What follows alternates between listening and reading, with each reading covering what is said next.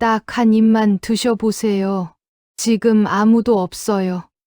재벌집 청소부 옥순 씨가 9살 도련님 지우에게 건넨 건 단순한 고깃 국물이 아니었습니다.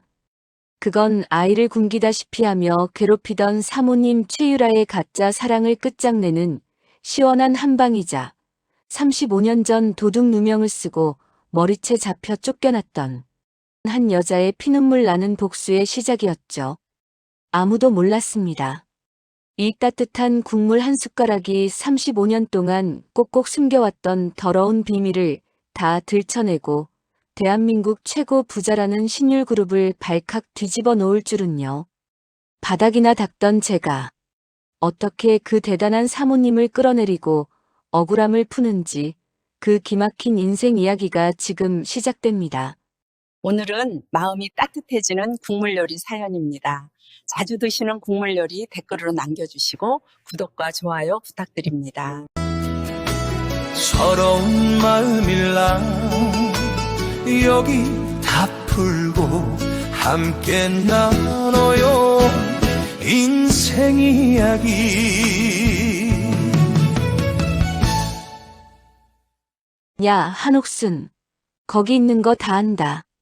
당장 문 안 열어. 나무 판자 문이 부서져라 쾅쾅거리는 소리에 심장이 덜컥 내려앉았습니다. 사채업자들의 거친 욕설과 함께 구두발로 문을 걷어차는 소리가 좁은 쪽방촌 골목을 가득 메웠지요. 노모가 겁에 질려 제 옷자락을 붙잡고 부르르 떨고 있었습니다. 남편이 남긴 빚더미와 어머니의 심장. 투석비를 감당하려 시작했던 작은 국밥집이 망하면서 제 인생은 그대로 나락으로 떨어졌습니다. 어머니 미안해. 조금만 참아.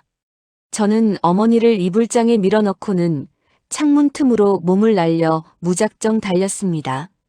뒤에서 저기 간다. 잡아라. 하는 고함이 들려왔고 저는 신발이 벗겨지는 줄도 모르고 어둠 속을 헤치며 달리고 또 달렸습니다. 결국 사채업자들을 따돌리고 제가 도착한 곳은 서울역 근처의 차가운 공원 벤치였습니다. 어머니를 쪽방에 홀로 두고 도망쳐 나왔다는 죄책감과 당장 내일 아침 어머니 약값 한 푼 없다는 비참함이 비수처럼 가슴을 찔렀습니다. 65. 남들은 손주 재롱 보며 웃을 나이에 저는 사채업자에게 쫓겨 길바닥에서 밤을 지새우는 도망자 신세가 되었습니다. 얇은 바람막이 점퍼 사이로 스며드는 새벽 안개가 뼛속까지 시리게 파고들었지만 제 가슴 속 응어리보다는 차갑지 않았습니다. 그때 벤치 밑에 버려진 구겨진 신문지 한 장이 제 눈에 들어왔습니다. 신문을 밀쳐내려던 찰나 구석에 박힌 작은 구인 광고 하나가 제 숨을 멎게 만들었습니다. 신율그룹 본가 가사 도우미 급구. 신원 확실하고 입이 무거운 분. 즉시 입주 가능. 신율그룹. 구겨진 신문지 조각 속에서 그 세 글자를 발견한 순간 심장이 멎는 것 같은 충격과 함께 온몸에 소름이 돋아났습니다. 35년이라는 긴 세월이 흘렀건만 그 이름은 여전히 제 가슴 한복판에 불에 달군 인두처럼 뜨겁고 고통스러운 낙인으로 남아있었지요. 눈을 감으면 마치 어제의 일처럼 35년 전 그 비극의 날이 피비린내 나는 영상이 되어 제 눈앞을 스쳐 지나갔습니다. 당시 30살이었던 저는 남편을 일찍 여의고 아들을 키우기 위해 신율그룹 저택의 주방 보조로 들어갔습니다. 사모님은 유독 저를 아끼셨고 저 역시 밤낮 없이 일하며 사모님의 입맛과 기력을 챙기는 것이 제 삶의 유일한 보람이었습니다. 그런데 그 따뜻했던 신뢰가 무너지는 데는 단 10분도 걸리지 않았습니다.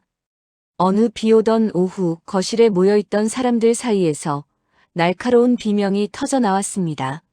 내 다이아몬드 반지가 없어졌어. 방금 전까지 여기 있었는데.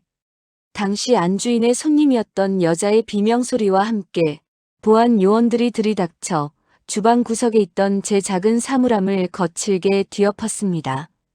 그리고 믿을 수 없는 일이 벌어졌습니다. 제가 사모님을 위해 정성껏 우려내던 육수, 손 옆, 제 낡은 앞치마 주머니에서 눈부시게 빛나는 다이아몬드 반지가 툭 떨어졌습니다. 아니에요. 전 정말 모르는 일입니다. 제가 왜 사모님의 은혜를 원수로 갚겠습니까? 저는 차가운 바닥에 머리를 찌우며 결백을 주장했습니다. 하지만 제 간절한 외침은 화려한 대리석 벽에 부딪혀 공허한 메아리가 될 뿐이었지요.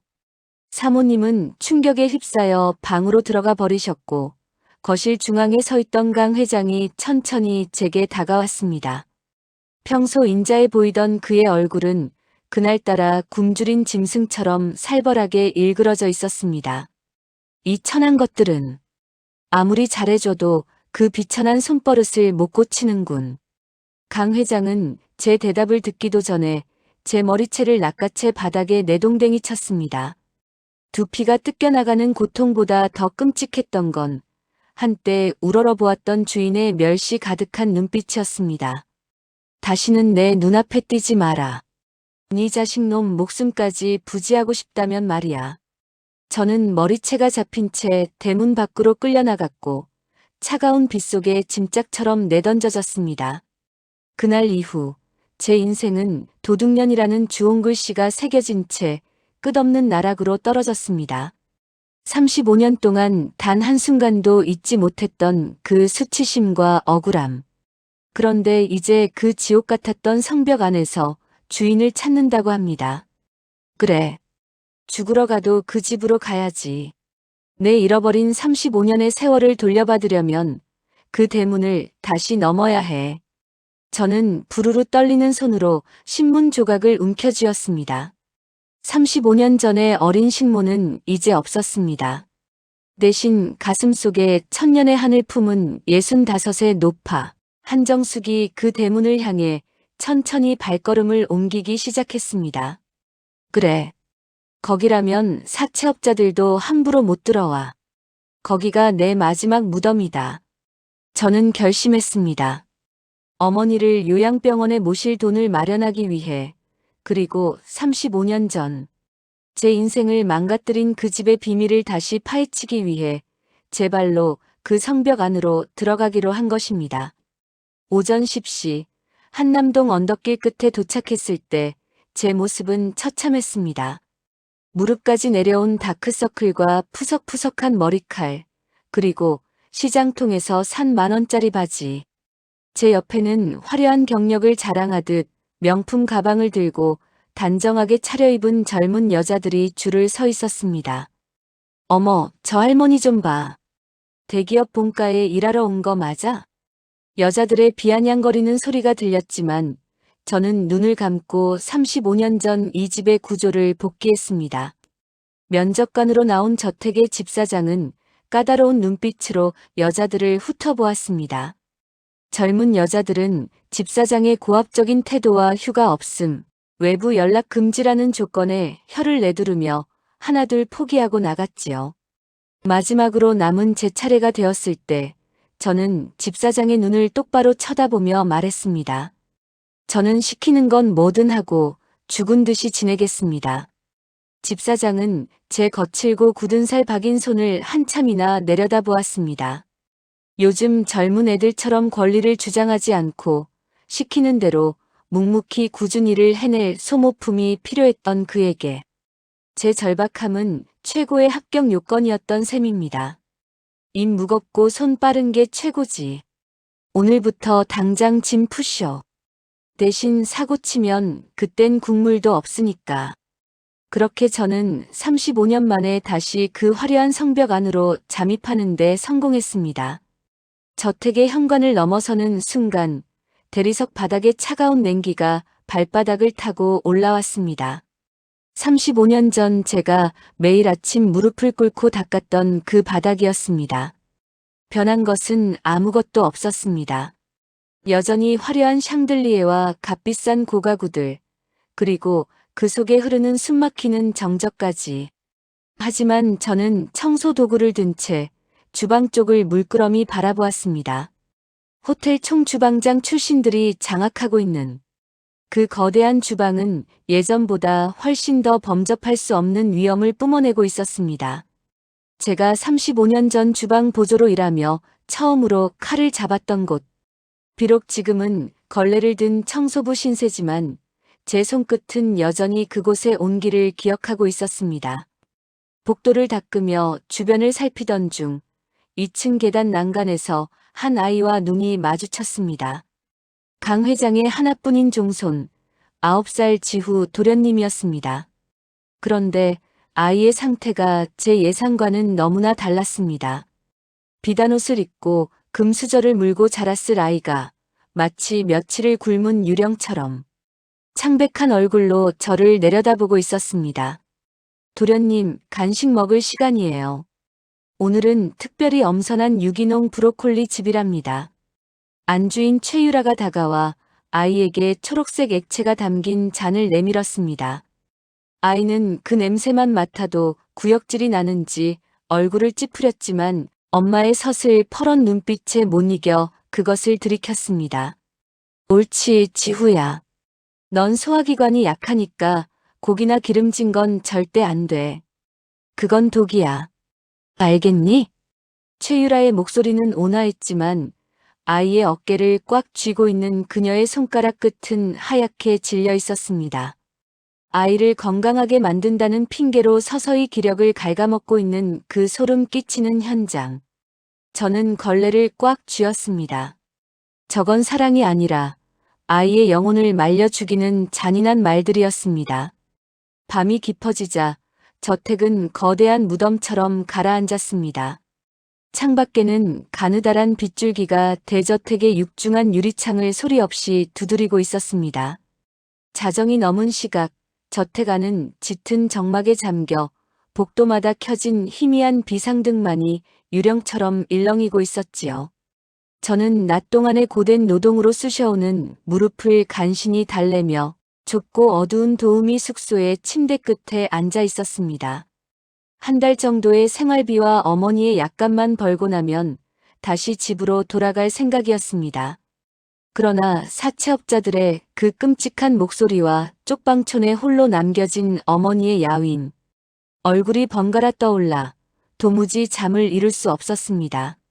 이 거대한 성벽 같은 집에서 저는 보이지 않는 먼지 같은 존재였지만 제 가슴 속엔 35년 전의 뜨거운 우라가 여전히 불꽃처럼 살아있었습니다. 그때였습니다. 고요를 찢는 다급한 발소리가 온 집안으로 퍼져나갔습니다. 빨리, 빨리 주방에 불 올려. 회장님이 야식을 찾으셔. 집사장의 다급한 외침에 졸고 있던 어린 도우미들이 화들짝 놀라 복도로 튀어나갔습니다. 평소 야식은커녕 소식하기로 유명하여 호텔.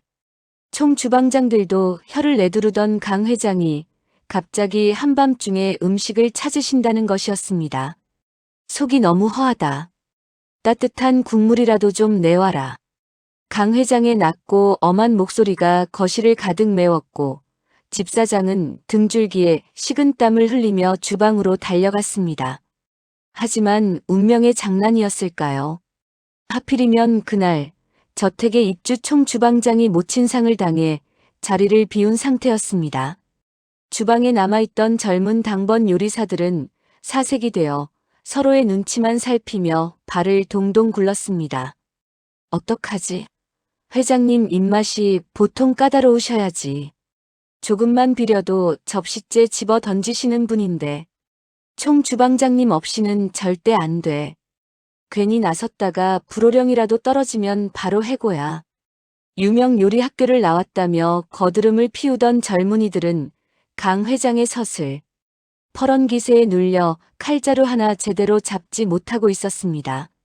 강 회장의 호통 소리는 점점 더 커졌고 저택의 공기는 얼어붙을 듯 차가워졌습니다. 다들 뭐 하느냐? 이 넓은 집에 내 먹을 거 하나 없단 말이냐? 저는 복도 구석 그림자 속에 몸을 숨기고 그 광경을 지켜보며 주먹을 꽉 쥐었습니다. 35년 전 제가 이 집의 주방 보조로 일하던 시절에도 강 회장은 잠 못 드는 밤이면 늘 속이 허하다고 하셨습니다. 그때마다 돌아가신 사모님은 주방으로 내려가 손수국을 끓여 올리곤 하셨지요. 사모님 곁에서 불을 조절하고 물을 썰며 배웠던 그 비법들이 제 손가락 마디마디에서 기억의 조각처럼 꿈틀거리기 시작했습니다. 내가 해야 해. 이건 나만 할 수 있는 일이야. 저는 손에 쥐고 있던 낡은 걸레를 내려놓았습니다.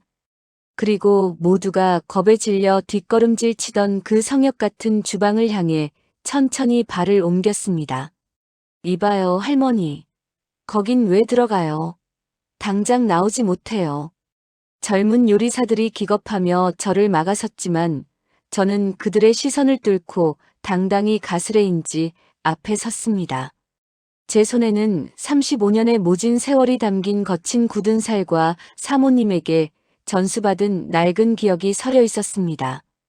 저는 주방의 화려한 소스들과 수입 향신료들을 모두 밀쳐내고 냉장고 깊숙한 곳에서 한우 양지 한 덩이와 무 하나를 꺼냈습니다. 요즘 사람들은 고기를 기름에 달달 볶아 고소한 맛을 내지만 저는 그러지 않았습니다. 사모님이 가르쳐 주셨던 방식 그대로 찬물에 고기를 담가 핏물을 깨끗이 빼내고 은근한 불에서 맑은 육수를 우려내기 시작했습니다. 무는 칼로 정갈하게 써는 대신 연필을 깎듯 투박하게 삐져 넣었습니다. 그렇게 해야만 무의 단맛과 시원한 즙이 국물에 온전히 배어나와 깊은 맛을 내기 때문입니다.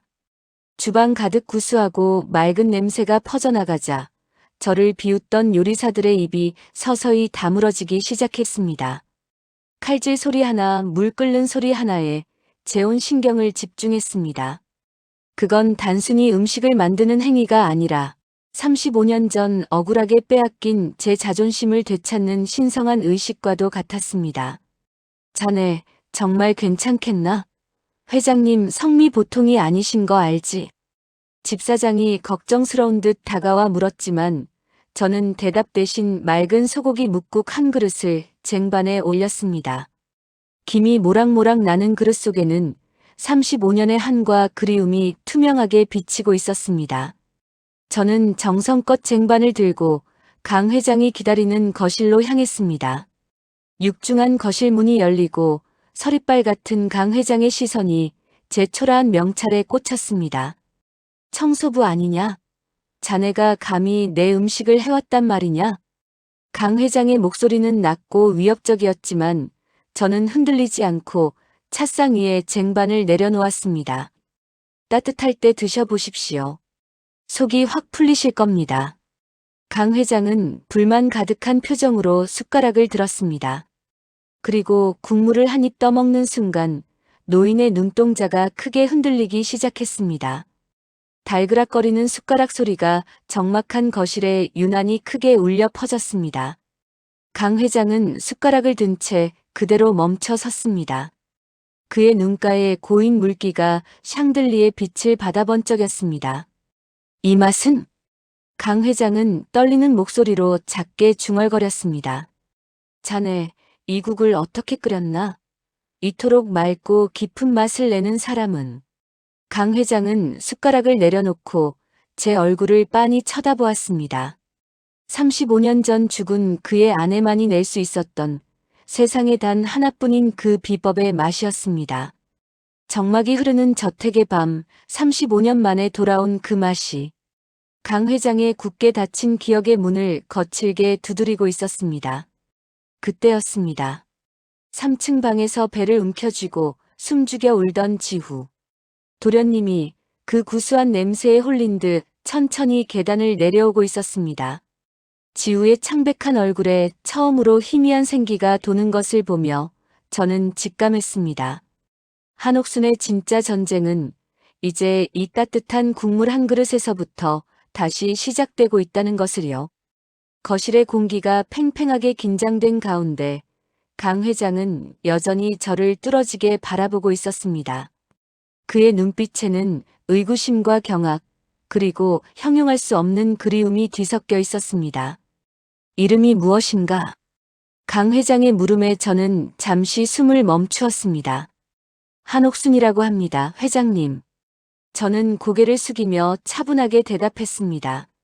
강 회장은 제 이름을 곱씹으며 다시 한번 국그릇을 내려다보았습니다. 그는 마치 보물이라도 다루듯 숟가락을 움직여 남은 국물을 한 방울도 남기지 않고 모두 비워냈습니다. 그 광경을 지켜보던 집사장과 요리사들은 믿을 수 없다는 듯 입을 벌린 채 얼어붙어 있었지요. 하지만 저 멀리 계단 중간에서 이 모든 것을 지켜보고 있던 안주인 최유라의 눈빛만은 달랐습니다. 그녀의 눈에는 날카로운 경계심과 도끼가 서려 있었습니다. 자신의 통제 아래 있어야 할 저택의 공기가 이름 없는 청소부, 할머니의 국물 한 그릇에 흔들리는 것을 본능적으로 감지한 것이지요. 최유라는 지후 도련님의 어깨를 강하게 낚아채며 다시 위층으로 끌고 올라갔습니다. 저는 그 모습을 보며 입술을 깨물었습니다. 강 회장의 입맛은 잡았지만 이제 저 어린 생명을 구하기 위한 더 험난한 싸움이 기다리고 있음을 깨달았습니다. 비는 그칠 기미 없이 밤새도록 대리석 벽을 타고 흘렀습니다. 저는 주방 한 구석에서 쟁반을 정리하며 내일 아침에 벌어질 폭풍을 예감했습니다. 다음 날 아침 저택의 공기는 어젯밤의 비바람이 무색할 만큼 서늘하고 팽팽하게 당겨져 있었습니다. 평소라면 호텔 조식 못지않은 화려한 양식 차림이 올라왔을 식탁이었지만 집안의 모든 도우미와 요리사들은 주방 한 구석에서 숨을 죽인 채 눈치만 살피고 있었지요. 총 주방장이 모친의 장례식을 끝내고 복귀했지만 그의 얼굴은 흑빛이 되어 있었습니다. 강 회장이 아침부터 주방을 향해 호통을 쳤기 때문입니다. 어젯밤에 먹었던 그 국 가져와라. 85 노인의 목소리라고는 믿기지 않을 만큼 쩌렁쩌렁한 외침이 거실을 흔들었습니다. 총 주방장은 자존심이 상한 듯 입술을 파르르 떨었지만 강 회장의 서슬 퍼런 기세를 꺾을 수는 없었습니다. 결국 집사장이 쩔쩔매며 대걸레를 들고 복도를 닦던 저를 찾아왔습니다. 한씨, 자네 대체 국물에 무슨 짓을 한 건가? 회장님이 아침부터 자네만 찾으시네. 저는 못 이기는 척 걸레를 내려놓고 주방으로 향했습니다. 주방 입구에 들어서자마자 느껴지는 요리사들의 시기 어린 시선들이 제 등에 화살처럼 꽂혔지요. 하지만 저는 그들의 시선을 무시한 채 묵묵히 앞치마를 둘렀습니다. 어젯밤은 야식이었지만 이제는 정식 아침 밥상이었습니다. 저는 화려한 식기들 사이에서 무 하나와 두부 한 모를 꺼내 들었습니다. 35년 전 돌아가신 사모님은 강 회장의 아침상을 차릴 때 항상 하셨던 말씀이 있었습니다. 옥순아, 회장님은 거칠애보다 속을 데워주는 깊은 맛을 좋아하신단다. 특히 이 두부는 간이 잘 배야 해. 저는 사모님이 가르쳐 주신 대로 두부를 깍둑 썰기 한 뒤 젓가락으로 두부 가운데에 구멍을 쏙쏙 뚫었습니다. 주변에서 지켜보던 요리사들이 저 할머니 지금 뭐 하는 거야? 라며 쑥덕거렸지만 저는 아랑곳하지 않았습니다. 두부에 구멍을 내야만 끓는 동안 그 사이로 짭조름한 국물이 스며들어 씹을 때마다 고소한 즙과 간이 어우러지기 때문입니다. 이건 이 세상에서 오직 사모님과 곁에서 시중을 들던 저만 아는 비밀이었습니다. 김이 모락모락 나는 두부조림과 투명한 소고기 뭇국이 식탁 위에 올랐습니다. 식당 중앙에 앉은 강 회장은 찌개 속의 두부를 보더니 갑자기 숟가락을 떨어뜨릴 뻔했습니다. 저건 내 아내가 만들던 방식인데. 강 회장은 떨리는 손으로 두부 한 조각을 입에 넣었습니다.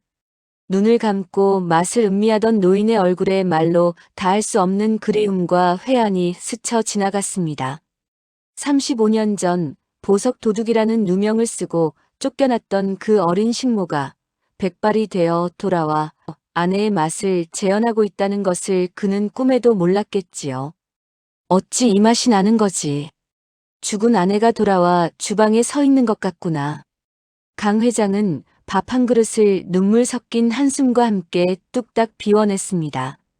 그 광경을 지켜보던 안주인 최유라의 안색은 창백하다 못해 푸르스름하게 변해 있었습니다. 그녀에게 저는 그저 길바닥에서 굴러먹다 들어온 천한 청소부여야만 했습니다. 그런데 그 천한 노인네가 회장의 마음을 단숨에 사로잡고 집안의 분위기를 쥐락펴락하고 있으니 얼마나 기가 찼을까요? 최유라는 식탁 밑으로 주먹을 꽉 쥐며 저를 노려보았습니다. 할머니, 운이 좋으시네요. 하지만 주방은 원래 아무나 드나드는 곳이 아니에요. 이번 한 번만 특별히 허락하는 거니까 착각하지 마세요. 그녀의 목소리는 차분했지만 그 속엔 가시 돋친 경고가 서려 있었습니다. 저는 고개를 낮게 숙이며 아무것도 모르는 척 대답했습니다. 그저 회장님이 기운을 차리셨다니 다행일 뿐입니다, 사모님. 하지만 제 시선은 최유라의 뒤편 구석에 앉아있는 지후 도련님에게 향했습니다. 지후는 엄마의 눈치를 보며 억지로 맛없는 채소 수프를 떠먹고 있었습니다. 아까 제가 끓인 국 냄새에 눈을 반짝이던 아이였지만 최유라의 서슬 퍼런 감시 아래 다시 입을 닫아버린 것이지요. 도련님, 밥맛이 좀 없으신가 봅니다. 제가 조심스럽게 한마디를 건네자 최유라가 비명을 지르듯 가로막았습니다. 주제넘게 어디서 감히 참견이에요. 지우는 지금 몸이 안 좋아서 식이요법 중인 거 안 보여요? 최유라는 지우의 숟가락을 뺐다시피 하며 아이를 식탁에서 끌어내렸습니다. 아이는 슬픈 눈으로 저를 한번 쳐다보고는 축 처진 어깨를 한 채 다시 3층 감옥으로 끌려 올라갔습니다. 저는 그 뒷모습을 보며 가슴 한구석이 찢어지는 통증을 느꼈습니다. 35년 전 제가 이 집에서 쫓겨나던 그날도 사모님은 병으로 누워 계셨고 어린 도련님은 저를 보며 울고 있었습니다. 이제 그 도련님의 아들이 저 차가운 여자 밑에서 영혼이 말라가고 있었습니다. 저는 강 회장이 비운 그릇을 치우며 속으로 다짐했습니다. 사모님, 제가 억울하게 쫓겨났던 이 주방에서 이제는 당신의 손자를 지키겠습니다. 강 회장은 식사를 마치고 일어서며 집사장에게 조용히 명령했습니다. 오늘부터 한씨는 청소일에서 빼게. 내 전용 주방 보조로 임명할 테니 총 주방장 밑에서 내 식사만 전담하도록 해. 파격적인 인사였습니다. 어제까지만 해도 걸레질을 하던 노파가 단번에 회장의 최측근 요리사로 격상된 것이지요. 총 주방장과 최유라의 얼굴은 흑빛이 되었고 저택 안의 공기는 다시 한번 요동치기 시작했습니다. 하지만 이것은 시작에 불과했습니다. 강 회장은 제 손맛에서 죽은 아내를 찾으려 하겠지만 저는 이 집안 구석구석에 쌓인 먼지를 털어내고 숨겨진 진실을 찾아낼 것이니까요. 밤이 되자 저택은 다시 정막에 휩싸였지만 제 눈은 번뜩이고 있었습니다. 주방에서 남몰래 챙겨온 든든한 영양 재료들이 제 주머니 속에 들어 있었습니다. 저는 최유라의 눈을 피해 3층 방에서 굶주리고 있을 지후 도련님을 향해 발걸음을 옮겼습니다. 한옥순의 진짜 복수는 미움이 아니라 이 따뜻한 온기로부터 시작될 것입니다. 회장의 전담 주방 보조라는 파격적인 직함을 얻었지만 저는 여전히 이른 새벽이면 걸레 하나를 들고 저택의 구석구석을 살폈습니다. 주방에서 회장의 입맛을 맞추는 것도 중요했지만 제 마음은 이미 3층 동쪽 끝 그 굳게 닫힌 문 너머에 가 있었기 때문입니다. 모두가 잠든 새벽이나 최유라가 외출한 틈을 타 저는 청소를 핑계로 지후 도련님의 방 앞을 서성였습니다. 아침 햇살이 창백하게 비치는 저택의 복도는 화려한 그림과 비싼 조각상들로 가득했지만 왠지 모를 한기가 뼛속까지 스며들었지요. 지후 도련님의 방 문을 살짝 열었을 때 제 코끝을 찌른 것은 향긋한 방향제 냄새가 아니라 비릿하고 씁쓸한 한약 냄새였습니다. 도련님, 저 들어갑니다. 제가 나지막이 목소리를 내며 방 안으로 발을 들이자 창가에 웅크리고 앉아있던 작은 그림자가 움찔하며 몸을 떨었습니다. 9살 지우는 산더미처럼 쌓인 고급 장난감들 사이에서 마치 길을 잃은 아이처럼 위태로워 보였습니다. 아이의 손목은 제 엄지와 검지만으로도 훤히 잡힐 만큼 가늘어져 있었고 옷 사이로 드러난 쇄골은 날카로운 뼈의 형상을 그대로 드러내고 있었지요. 재벌가의 유일한 종손이라면서 아이의 얼굴은 시장통에 굶주린 고아보다 더 수척해져 있었습니다. 방 한구석, 지우가 먹다 남긴 아침 식사 쟁반을 보는 순간 제 가슴은 불길에 데인 듯 뜨겁게 달아올랐습니다. 쟁반 위에는 맑다 못해 투명한 멀건 채소죽과 정체를 알 수 없는 검푸른 빛깔의 즙이 담긴 잔이 놓여 있었습니다. 저는 주변의 눈치를 살피며 살짝 그 죽을 맛보았습니다. 아무런 간도 되어 있지 않은 맹물에 쌀알 몇 톨, 그리고 소화가 안 된다며 잘게 다져 넣은 푸른 채소뿐이었습니다. 최유라가 말하던 그 대단한 식이요법의 실체는 성장기 아이에게서 기력을 송두리째 앗아가는 영양실조 식단이었습니다. 도련님, 이 맛없는 걸 매일 드시는 겁니까? 제 물음에 지우는 겁에 질린 눈으로 저를 올려다보더니 입술을 파르르 떨며 힘겹게 대답했습니다. 엄마가, 내가 몸이 너무 약해서 고기나 짠 걸 먹으면 금방 죽는다고 했어요. 난 아픈 애니까 이런 것만 먹어야 한대요.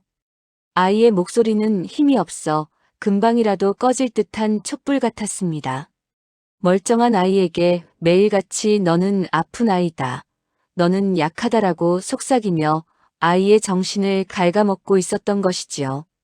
지우는 제가 들고 있는 빗자루 끝을 멍하니 바라보다가 자기의 오른쪽 기보를 만지작거리기 시작했습니다. 불안함이 극에 달할 때 나오는 그 버릇, 35년 전 제가 키웠던 도련님이 겁을 먹을 때마다 하던 바로 그 손짓이었습니다. 저는 무릎을 꿇고 지우의 차가운 손을 꽉 잡았습니다. 아닙니다, 도련님. 도련님은 아픈 게 아닙니다. 그저 배가 고픈 것뿐이에요. 제 말에 지우의 눈동자가 흔들렸습니다. 3년 동안 누구도 해주지 않았던 말, 아니 최유라의 가르침과는 정반대되는 말이었으니까요. 그때였습니다. 복도에서 날카로운 발걸음 소리가 딱딱 소리를 내며 다가오기 시작했습니다. 저는 황급히 빗자루를 들고 바닥을 쓰는 척하며 자세를 낮추었습니다. 방 안으로 들어온 최유라는 우아한 원피스 차림으로 부드러운 미소를 지었지만 눈빛만은 뱀처럼 차가웠습니다. 어머, 한씨. 주방 보조가 왜 남의 방에서 얼쩡거리는 거죠? 청소는 다른 도우미들 시켜도 될 텐데. 죄송합니다, 사모님.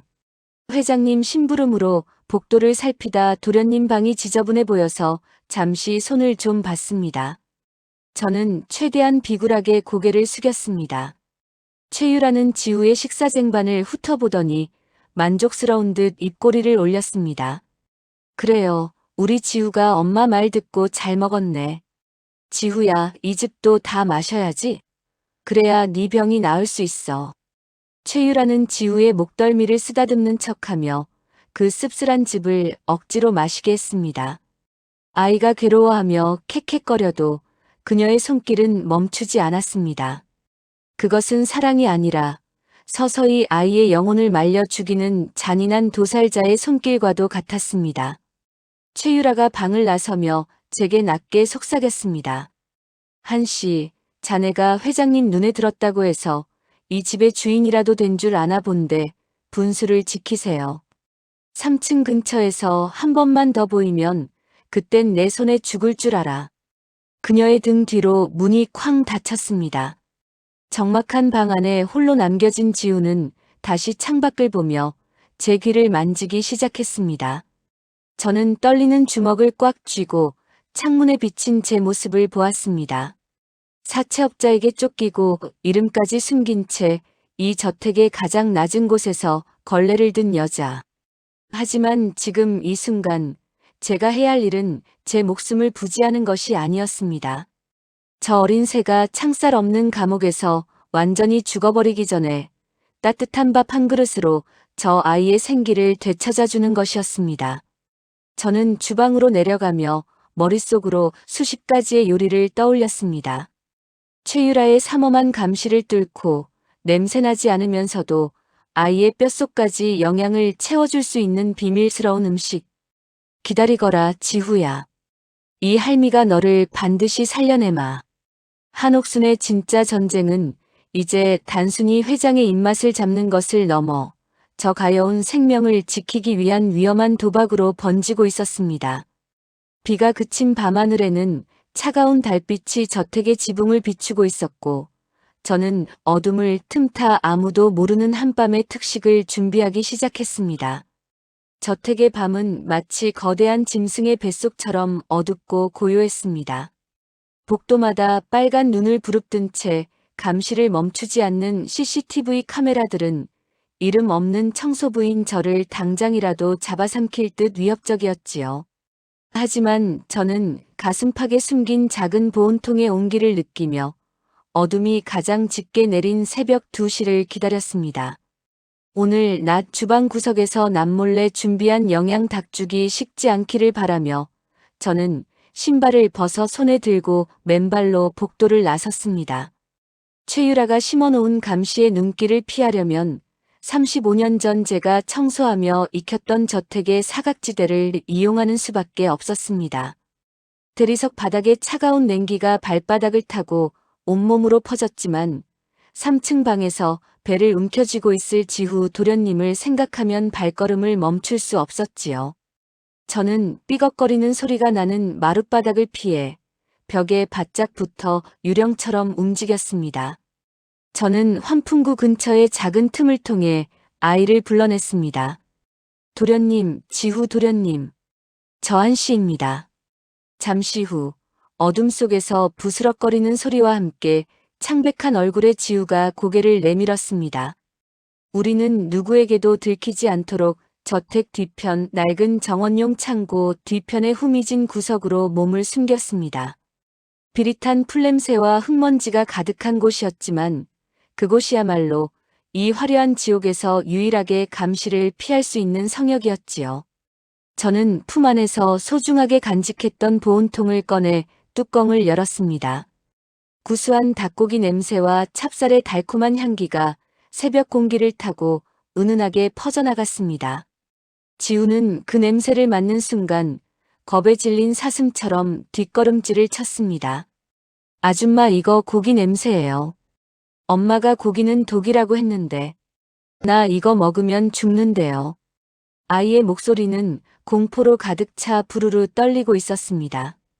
9살 아이의 머릿속에 영양가 있는 음식은 독이라는 잔인한 거짓말을 심어놓은 최유라의 악행에 저는 다시 한번 이를 악물었습니다. 저는 지우의 작은 손을 꼭 잡고 제 눈을 똑바로 쳐다보게 했습니다. 아닙니다, 도련님. 이건 독이 아니라 도련님의 피가 되고 살이 될 생명의 밥상입니다. 저를 믿으세요. 저는 숟가락 가득 닭죽을 떠서 제 입에 먼저 넣고 맛있게 씹어 보였습니다. 보세요, 저도 멀쩡하지 않습니까? 이건 도련님을 아프게 하는 게 아니라 도련님이 엄마보다 더 힘이 세지게 도와줄 약입니다. 지우는 망설이다가 참을 수 없는 허기에 이끌려 천천히 입을 벌렸습니다. 첫 숟가락이 아이의 입 안으로 들어가는 순간 지우의 눈동자가 커다랗게 번쩍였습니다. 한 번도 맛본 적 없는 진하고 고소한 맛, 뼛속까지 따뜻하게 데워주는 그 맛에 아이는 허겁지겁 죽을 받아먹기 시작했습니다. 천천히 드세요. 체하면 큰일 납니다. 아이는 눈물까지 글썽이며 정신없이 그릇을 비워냈습니다. 단순히 배를 채우는 것이 아니라 3년 동안 굶주렸던 영혼의 허기를 채우는 것처럼 보였지요. 잘게 찢은 닭가슴살과 정성껏 다진 채소들이 아이의 메마른 식도를 타고 내려가 차가운 뱃속을 어루만져 주었습니다. 보온통 바닥이 긁히는 소리가 날 때까지 아이는 고개를 쳐박고 식사에 집중했습니다. 어느덧 그릇이 깨끗하게 비워졌을 때 지우는 소매로 입가를 닦으며 저를 바라보았습니다. 아무런 빛도 없던 아이의 눈동자에 처음으로 작고 형롱한 빛이 감돌고 있었습니다. 그때였습니다. 지우가 제 옷자락을 아주 살짝 붙잡더니 3년 동안 굳게 닫혀있던 그 작은 입술을 열었습니다. 아줌마, 나 이거 내일도 또 주면 안 돼요? 나 더 먹고 싶어요. 바람 빠진 풍선처럼 가냘픈 목소리였지만 저에게는 그 어떤 음악보다 아름답고 강렬한 울림이었습니다. 아이의 그 한마디에 제 눈에서 뜨거운 눈물이 왈칵 쏟아져 내렸습니다. 다시 돌아온 이 저택에서 제가 해야 할 일이 무엇인지 명확해진 순간이었지요. 그럼요, 도련님. 약속하겠습니다. 이 할미가 도련님을 사자처럼 튼튼하게 만들어 드릴게요. 저는 아이를 품에 꼭 안아주었습니다. 뼈만 남은 앙상한 몸이었지만 그 속에서 뛰는 심장 소리는 이전보다 훨씬 힘차게 느껴졌습니다. 하지만 우리의 짧은 만찬은 오래가지 못했습니다. 저택 2층 최유라의 방 불이 켜지는 것을 보고 우리는 황급히 각자의 자리로 돌아가야 했습니다. 지우를 방으로 들여보내고 다시 도우미 숙소로 돌아오는 길, 제 가슴은 터질 듯한 희열과 불안으로 가득 찼습니다. 이제 최유라의 감시는 더욱 심해질 것이고, 만약 이 비밀 만남이 들통난다면 제 목숨뿐만 아니라 지후의 안전도 장담할 수 없었으니까요. 하지만 저는 두렵지 않았습니다. 아이의 입에서 나온 더 먹고 싶다는 그 갈망이 저를 이 저택의 진짜 주방으로 이끄는 등불이 되어주었기 때문입니다. 다음 날 아침 주방에서 회장의 조식을 준비하는 제 손길에는 이전과 다른 힘이 실려 있었습니다. 강 회장은 제 얼굴을 살피더니 묘한 미소를 지으며 말했습니다. 자네, 오늘따라 인상이 밝아졌군. 무슨 좋은 일이라도 있는가? 저는 고개를 숙이며 시치미를 뗐습니다. 회장님께서 음식을 맛있게 드셔주시니 그저 기쁠 뿐입니다. 강 회장의 신뢰를 얻는 것과 동시에 지우의 건강을 되찾는 이 위험한 줄타기가 시작되었습니다. 한옥순의 이름 없는 전쟁은 이제 비밀스러운 한밤의 식탁을 통해 저택의 성벽을 안쪽에서부터 서서히 무너뜨리고 있었습니다.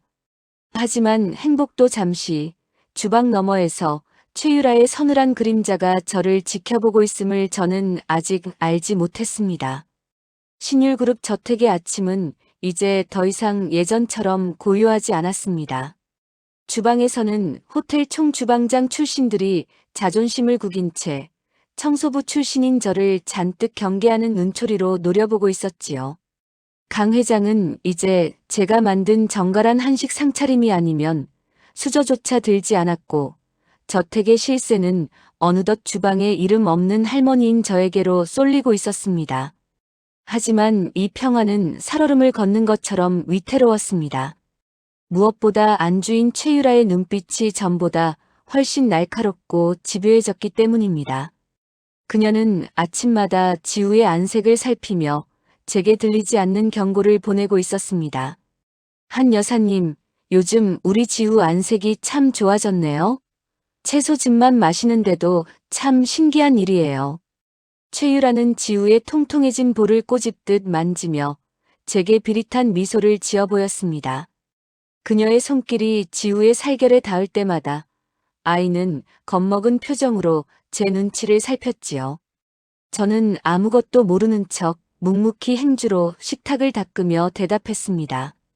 회장님의 좋은 기운을 받아서 그런 것 아니겠습니까, 사모님. 좋은 기운이라. 그럴 수도 있겠네요. 그런데 한 여사님은 이 집 구석구석을 참 잘 아시는 것 같아요. 마치 오래전부터 살았던 사람처럼 말이죠. 최유라의 그 한마디에 제 심장이 철렁 내려앉았습니다. 35년 전의 기록을 지우고 들어왔다고 생각했지만 사람의 몸이 기억하는 익숙함은 숨기기 어려웠던 모양입니다. 최유라는 제가 자리를 비운 사이 제 방에 몰래 들어가 제 짐가방을 뒤지기 시작했습니다. 가난한 노인네의 짐이라곤 낡은 내복 몇 벌과 어머니의 약봉지가 전부였지만 그녀는 거기서 무언가 단서를 찾으려 눈을 부라렸지요. 주방의 분위기도 험악하기는 마찬가지였습니다. 이봐요, 한씨. 아니, 한 여사님. 회장님이 예뻐해 주니까 아주 주방이 본인 안방인 줄 아나 본데 주제 파악 좀 하시죠. 총 주방장은 제가 물을 삐지는 방식이나 두부에 구멍을 내는 비법을 훔쳐보려 애쓰면서도 뒤돌아서면 저를 무식한 할멈이라며 비하했습니다. 저는 그들의 시기 질투 속에서도 꿋꿋이 지우를 위한 비밀 식단을 고민했습니다. 이제 지우는 저를 할머니라고 부르기 시작했습니다. 할머니, 어제 그 닭죽 정말 맛있었어요. 이제 배가 안 아파요.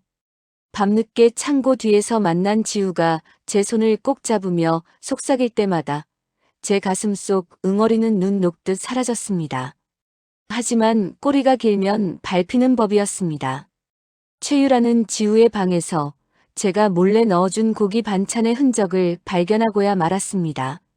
지우가 먹다 흘린 떡갈비 조각이 화근이었습니다. 이게 뭐야? 지우야, 엄마가 이런 거 먹으면 죽는다고 했지. 누가 이런 독을 너한테 줬어? 최유라의 비명이 저택을 뒤흔들었고 지우는 바닥에 주저앉아 벌벌 떨며 울음을 터뜨렸습니다. 저는 그 소리를 듣고 주방에서 달려 올라갔지만 이미 상황은 돌이킬 수 없었습니다.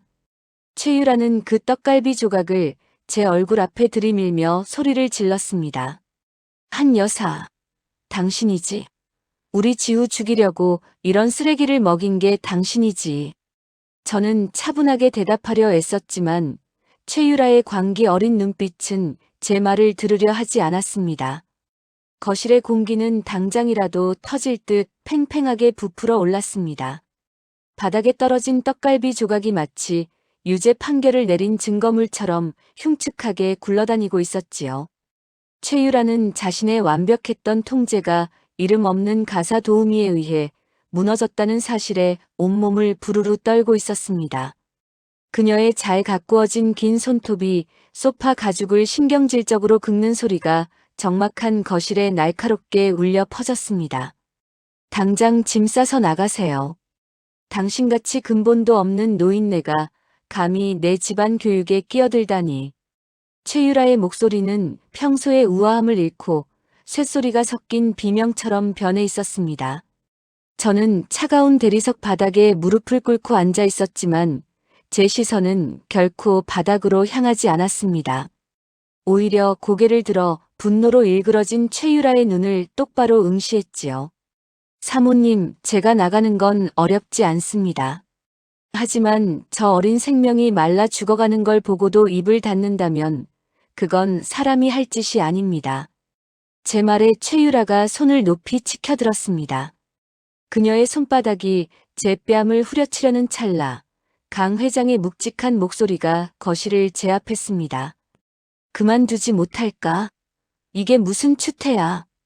강 회장은 거실 소파에 깊숙이 몸을 묻은 채 지우를 자기 곁으로 불러 세웠습니다.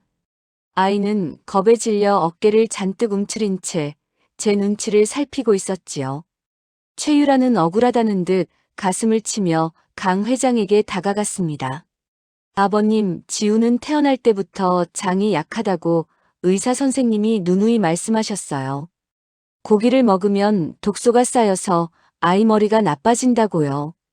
그녀는 미리 준비라도 한 듯 책상 위에 있던 지우의 건강진단서를 강 회장 앞에 내밀었습니다. 거기엔 온갖 복잡한 의학 용어들이 가득했지만 35년 동안 인생의 온갖 산전수전을 다 겪은 제 눈엔 그저 종이 조각에 불과했습니다. 회장님, 저 종이에 적힌 글자보다 지후 도련님의 손을 한 번만 잡아보십시오. 저는 간절한 마음을 담아 말을 이었습니다. 열흘 전만 해도 얼음장처럼 차갑고 힘없던 도련님의 손에 지금은 따뜻한 온기가 돌고 있습니다. 맥박도 훨씬 힘차졌고요. 강 회장은 지우의 작은 손을 자기 두 손으로 감싸 쥐었습니다. 85 노인의 주름진 손과 9살 아이의 부드러운 손이 맞닿은 순간 강 회장의 눈매가 가늘게 떨렸습니다. 그는 알고 있었을 겁니다. 종이에 적힌 수치보다 혈육의 몸에서 느껴지는 생명력이 훨씬 더 진실하다는 것을요. 최유라는 다급해졌는지 거실 구석에 서 있던 지우의 전담 간병인을 불러 세웠습니다. 너도 말해봐. 내가 지우를 위해 얼마나 공을 들였는지. 저 할머니가 준 음식을 먹고 지우가 배 아파하지 않았어?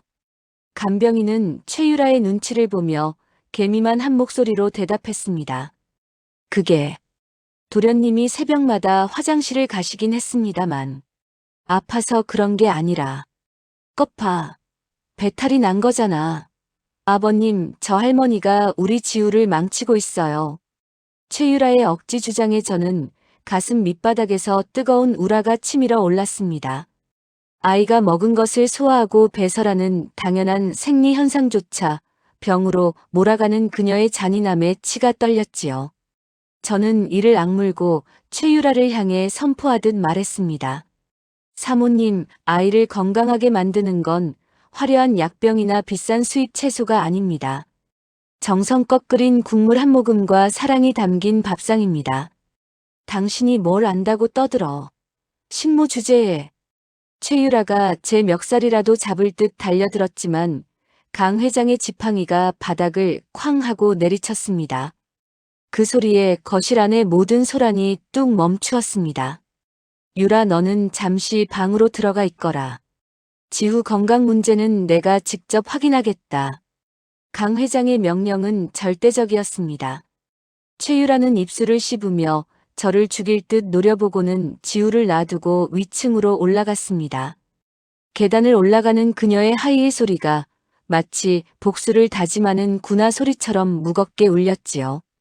거실에 홀로 남은 저는 강 회장의 처분을 기다리며 숨을 죽였습니다.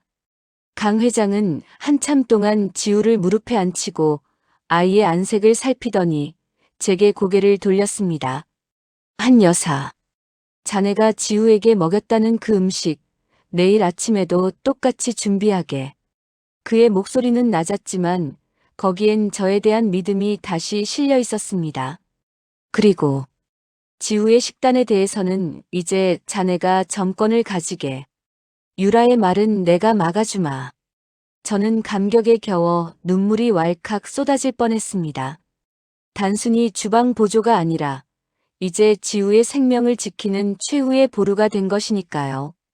하지만 안도감과 동시에 등줄기엔 서늘한 공포가 스쳐 지나갔습니다. 최유라가 이대로 물러날 여자가 아님을 누구보다 잘 알았기 때문입니다. 그날 밤 저는 주방 뒷문 창고 쪽에서 최유라가 누군가와 은밀하게 전화하는 목소리를 들었습니다. 그래, 그 할머니 뒷조사 끝났어? 35년 전 사건. 그게 사실이라면 아주 재미있겠는데. 최유라의 비릿한 웃음소리가 어두운 정원의 유령처럼 떠돌았습니다. 그녀는 제 과거 35년 전 제가 누명을 쓰고 쫓겨났던 그 아픈 기억을 캐내어 저를 무너뜨릴 계획을 세우고 있었던 것이지요. 저는 걸레를 꽉 쥔 채 어둠 속에서 그녀의 실루엣을 노려보았습니다. 35년 전에 저는 힘없고 나약한 식모였지만 지금의 저는 지켜야 할 아이가 있는 65세 할머니입니다. 제 과거가 들통나든 제가 어떤 수모를 당하든 상관없었습니다. 다만 이 저택의 화려한 성벽 안에서 서서히 말라 죽어가는 저 어린 생명만큼은 반드시 제 손으로 살려내겠노라고 저는 밤하늘의 달을 보며 맹세했습니다. 이제 곧 신율그룹 저택에는 제가 상상조차 하지 못한 거대한 폭풍이 몰아칠 준비를 하고 있었습니다. 새벽부터 한남동 저택을 집어삼킨 짙은 안개는 마치 앞으로 벌어질 비극을 예고하는 불길한 징조 같았습니다. 저는 여느 때와 다름없이 지우 도련님의 방을 청소하며 가슴팍에 품고 온 따뜻한 영양 간식을 아이의 책상 깊숙한 곳에 숨겨두었습니다. 하지만 제 뒤통수를 따갑게 찌르는 시선이 있었습니다. 주방 입구에서부터 저를 유령처럼 따라다니던 최유라의 차가운 눈빛이었지요. 그녀는 며칠 전부터 저와 지우 사이의 끈끈한 유대감을 눈치챈 듯 뱀처럼 집요하게 제 일거수일투족을 감시하고 있었습니다. 한 여사님, 요즘 너무 의욕이 넘치시는 것 같아 걱정이에요. 그 넘치는 의욕이 화를 부를 수도 있다는 걸 왜 모르실까? 최유라는 복도에서 저와 마주칠 때마다 비릿한 향수 냄새를 풍기며 제 귓가에 소름 끼치는 경고를 속삭였습니다.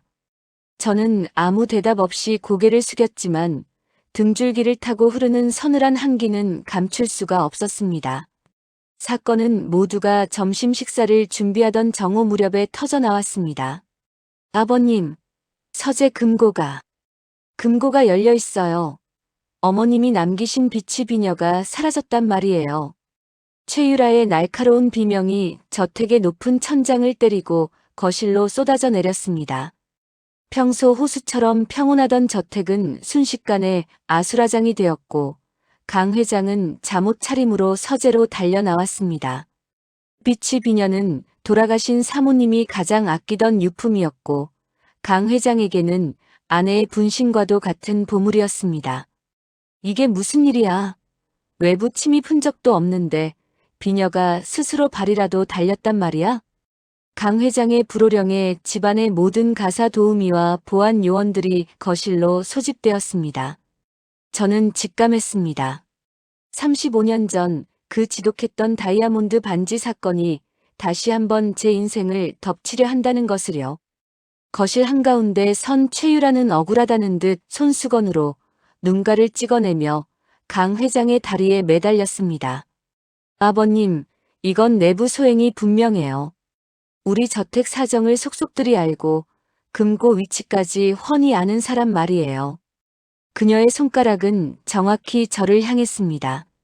35년 전에도 똑같은 짓을 하고 쫓겨났던 그 사람, 한옥순 아니 한정숙 말이에요. 사람 고쳐 쓰는 거 아니라는 말, 제가 그렇게 드렸잖아요. 거실에 모인 고용인들 사이에서 수군거리는 소리가 터져 나왔습니다. 강 회장의 안색은 순식간에 흑빛으로 변했고 저를 향했던 믿음은 배신감이라는 칼날이 되어 그를 찔렀습니다. 최유라는 보안 팀장에게 고개를 끄덕였고 그들은 기다렸다는 듯 3층 제 도우미 숙소로 달려갔습니다. 몇 분 뒤 그들이 들고 내려온 제 낡은 가방은 화려한 거실 바닥 위로 처참하게 쏟아졌습니다. 그때였습니다. 저는 처음 보는 영롱한 초록빛을 내뿜는 비치 비녀가 툭 하고 떨어졌습니다. 찾았습니다. 가방 안쪽 비밀 주머니에 숨겨져 있었습니다. 보안 요원의 외침에 지후 도련님은 제 옷자락을 붙잡고 부르르 떨며 울음을 터뜨렸습니다. 그때 최유라가 갑자기 제 뺨을 후려쳤습니다. 찰나의 정막 속에 짝하는 소리가 거실을 울렸고 제 고개는 옆으로 돌아갔습니다. 이 더러운 도둑년, 네가 감히 우리 시어머니 유품에 손을 대? 아버님, 당장 경찰에 넘겨야 해요. 강 회장은 떨리는 손으로 소파 팔걸이를 꽉 쥐며 저를 노려보았습니다. 35년 전 저를 향해 침을 뱉던 그 서늘한 눈빛이 다시 살아나 저를 옥죄어 왔습니다. 하지만 65세의 저는 35년 전에 힘없던 어린 식모가 아니었습니다. 저는 입가에 흐르는 피를 손등으로 닦아내며 천천히 고개를 들어 최유라의 눈을 응시했습니다. 사모님, 제가 비녀를 훔쳤다면 왜 아무도 찾지 못할 주방 환풍구도 아니고 제 가방 속에 그대로 두었겠습니까? 그건 네가 멍청하고 탐욕스러워서겠지. 어디서 말대꾸야.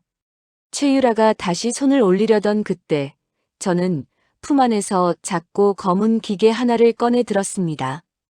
회장님, 제가 이 집에 들어온 날부터 한 가지 버릇이 생겼습니다. 35년 전 누명을 썼던 그날의 억울함 때문에 제 방 입구에 아주 작은 카메라를 설치해 두었지요. 최유라의 눈동자가 순식간에 흔들리기 시작했습니다. 저는 스마트폰을 꺼내 강 회장 앞에 내려놓았습니다. 화면 속에는 칠흑 같은 어둠이 깔린 새벽 2시 검은 마스크를 쓴 최유라가 제 방으로 살금살금 들어와 제 가방을 뒤져 무언가를 쑤셔 넣는 모습이 선명하게 담겨 있었습니다. 심지어 혼잣말로 늙은 여편네, 네 인생은 여기서 끝이다라고 중얼거리는 소리까지 생생하게 녹음되어 있었지요. 거실을 가득 메운 정막은 얼음장처럼 차가웠고 그 한복판에서 최유라는 영혼이 빠져나간 사람처럼 멍하니 서 있었습니다.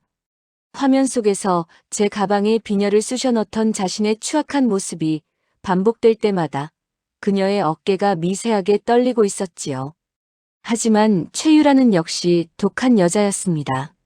찰나의 정적을 깨고 그녀가 광기 어린 웃음을 터뜨리며 소리를 질렀습니다. 하, 겨우 이런 카메라 하나로 나를 무너뜨릴 수 있을 것 같아? 이건 조작이야. 요즘 기술이 얼마나 발달했는데 얼굴 하나 가짜로 못 바꾸겠어? 최유라는 바닥에 흩어진 비치 비녀를 낚아채듯 집어들고는 강 회장을 향해 울먹이며 매달렸습니다. 아버님, 돈을 써서 가짜 영상을 만든 거예요. 제가 왜 이런 짓을 하겠어요? 저 여자가 아버님과 저 사이를 이간질하려고 작정한 거라고요. 강 회장의 시선이 흔들렸습니다. 35년이라는 세월 동안 며느리로 살아온 최유라와 고작 한 달 남짓이란 이름 모를 가사 도우미 사이에서 그의 고뇌가 깊어지는 듯 보였습니다. 하지만 저는 오늘 단순히 비녀 사건의 누명을 벗으러 이 자리에 선 것이 아닙니다. 35년 전 제 인생을 송두리째 앗아갔던 그 거대한 악의 뿌리를 뽑아내기 위해 저는 주머니 깊숙한 곳에서 누렇게 빛바랜 서류 봉투 하나를 꺼냈습니다. 회장님, 이 영상이 가짜라고 생각하신다면 이 서류도 가짜인지 한번 봐주십시오. 저는 제 인생의 전부와도 같은 그 낡은 봉투를 강 회장의 발 앞에 내려놓았습니다. 그것은 35년 전 이 저택에서 일하며 저를 모함하는데 앞장섰던 전임 집사장 김 씨가 남긴 최후의 양심이었습니다.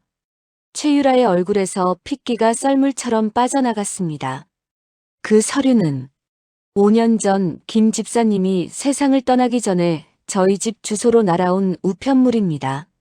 제가 나직하게 말을 잇자 강 회장의 눈동자가 경악으로 흔들렸습니다. 김 집사님은 평생을 죄책감에 시달리다 죽기 직전 마지막 용기를 내어 저에게 이 서류를 보냈습니다. 정숙 씨, 미안하네.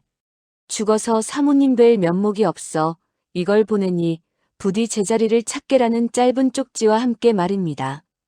저는 지난 5년 동안 사채업자에게 쫓기면서도 이 낡은 봉투만큼은 가슴 깊숙한 곳에 품고 다녔습니다. 언젠가 제 억울함을 씻어줄 유일한 무기가 될 것이라 믿었기 때문입니다. 강 회장은 떨리는 손으로 서류 봉투 안에 낡은 자필 편지와 통장 사본을 꺼내 읽기 시작했습니다.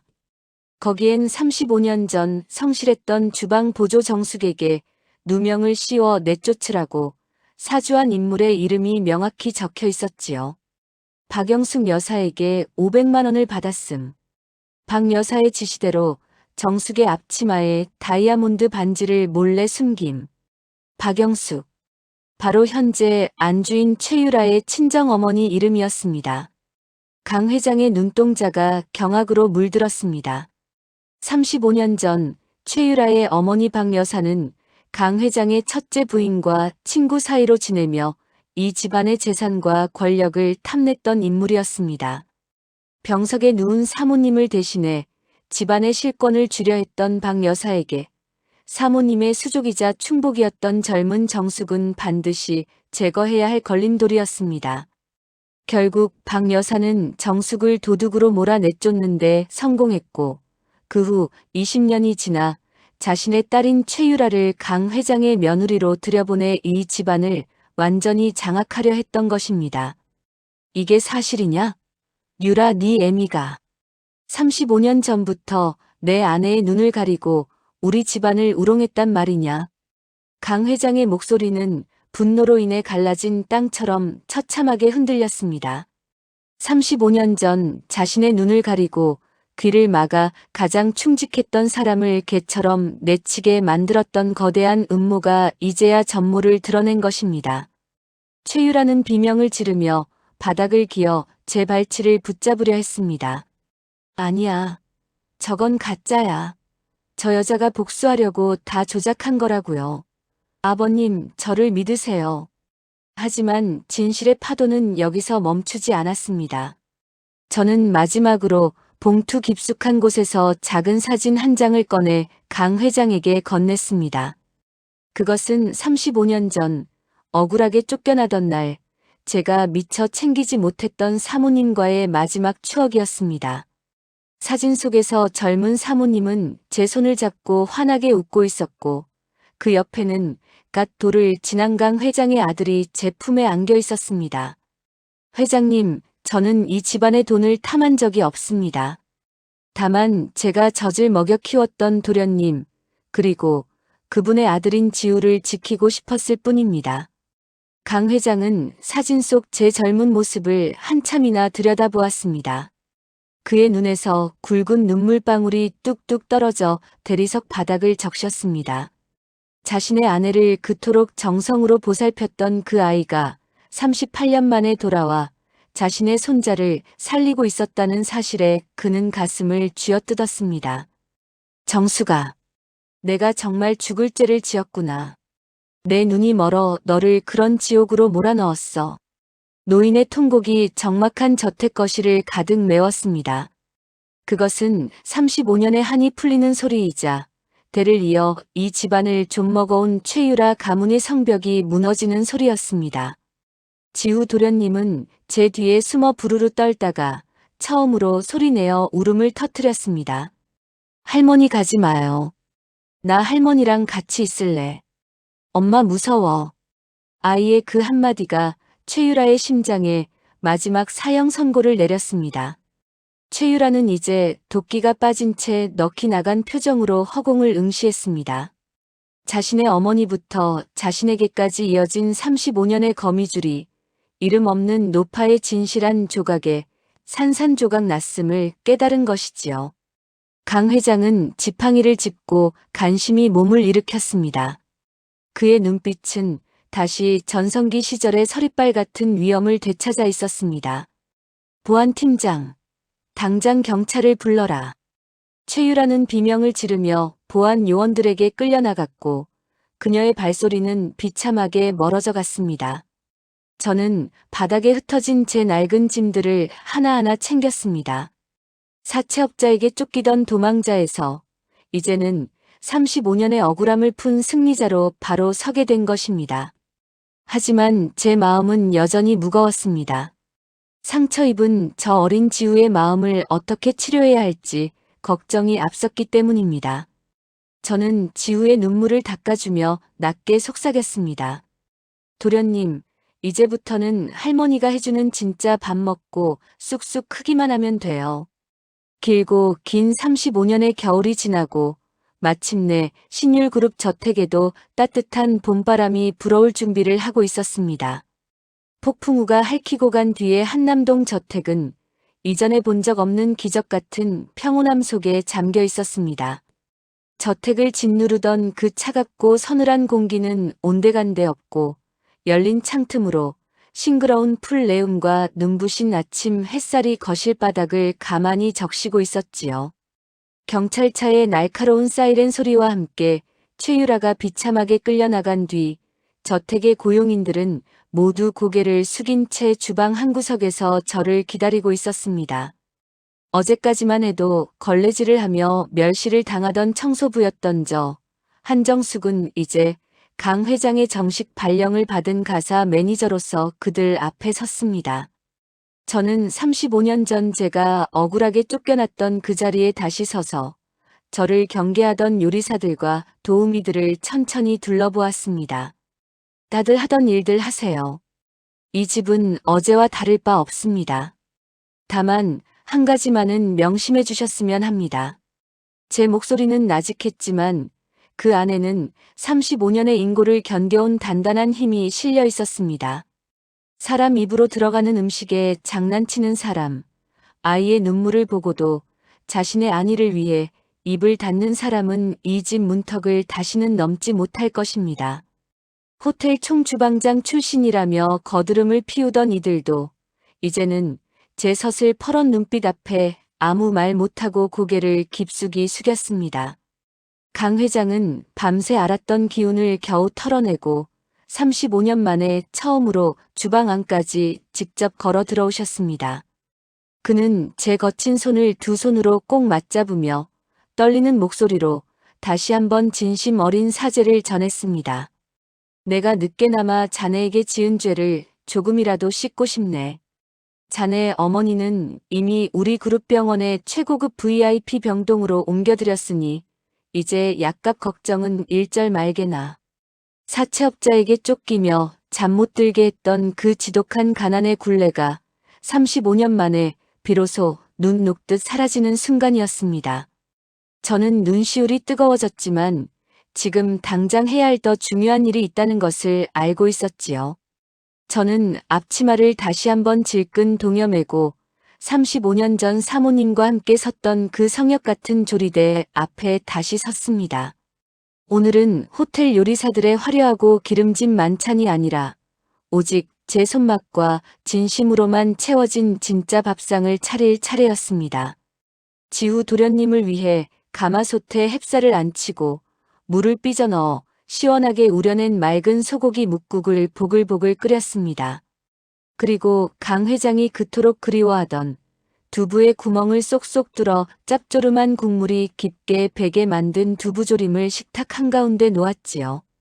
식탁에 마주 앉은 강 회장과 지후 도련님의 얼굴에는 이전에 볼 수 없던 평온한 웃음꽃이 피어 있었습니다. 9살 지우는 더 이상 엄마의 눈치를 살피지 않았고 기계적으로 삼키던 맛없는 채소즙 대신갓 지은 밥 냄새에 코를 킁킁거렸습니다. 할머니, 이거 정말 제가 다 먹어도 돼요? 나 고기 진짜 좋아하는데. 지우가 초롱초롱한 눈망울로 저를 바라보며 묻자 저는 아이의 야윈 어깨를 부드럽게 감싸 안아주었습니다. 그럼요, 도련님.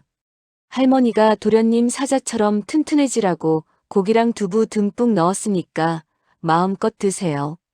아이는 숟가락 가득 밥을 떠서 입안이 터져라 복스럽게 먹기 시작했고 그 모습은 마치 메마른 대지에 비가 내리는 것처럼 생명력이 넘쳤습니다.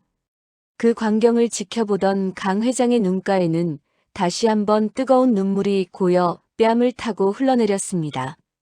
오냐, 지후야. 천천히 먹으렴. 이제 이 할미가 해주는 밥 먹고 우리 지후 대한민국에서 가장 씩씩한 대장부가 되어야지. 식탁 위로 흐르는 구수한 된장 냄새와 아이의 해맑은 웃음소리. 그것은 35년 동안 이 차가운 성벽이 그토록 갈구해왔던 사람 사는 냄새였습니다. 진짜 안주인은 값비싼 다이아몬드를 걸치고 명령을 내리는 사람이 아니라 가족의 배를 따뜻하게 채워주고 상처받은 영혼을 밥상으로 어루만지는 사람이라는 것을 저택의 모든 이들이 깨닫고 있었습니다.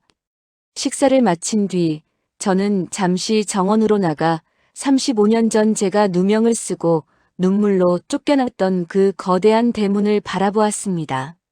그때의 어린 식모는 이제 백발이 성성한 66의 할머니가 되었지만 제 손에 쥔 것은 누군가의 보석이 아니라 사람을 살리는 귀한 손맛이었습니다.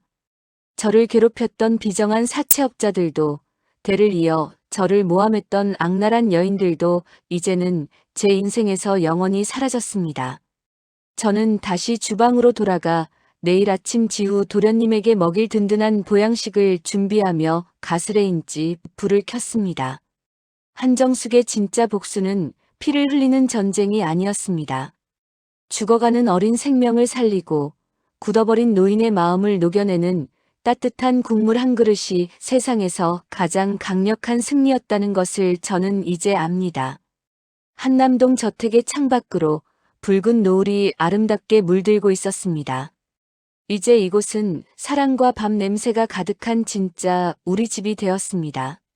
저 한정숙은 앞으로도 이 주방을 지키며 제 소중한 가족들을 위해 평생 따뜻하고 정성 어린 불을 지필 것입니다. 긴 시간 동안 저 한정숙의 파란만장한 이야기를 끝까지 함께 해주셔서 진심으로 감사합니다.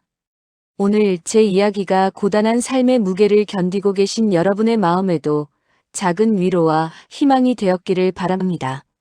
시청자 여러분, 여러분의 인생에서 가장 잊지 못할 엄마의 맛이나 그리운 사람의 음식은 무엇인가요? 혹은 억울하고 힘든 순간마다 여러분을 묵묵히 지켜주었던 소중한 한 사람이 있으신가요? 여러분의 가슴 뭉클한 이야기나 오늘 저녁 맛있게 드신 메뉴를 댓글로 남겨주세요. 하나하나 소중히 읽으며 여러분의 삶을 함께 응원하고 기도하겠습니다. 여러분의 따뜻한 댓글과 구독은 저 한정숙이 또 다른 진실한 이야기를 준비하는데 아주 큰 힘이 됩니다. 항상 건강하시고 여러분의 식탁에도 언제나 행복과 웃음, 그리고 사랑이 가득하시길 빌겠습니다. 지금까지 당신의 소중한 삶을 읽어드리는 인생 이야기였습니다. 감사합니다.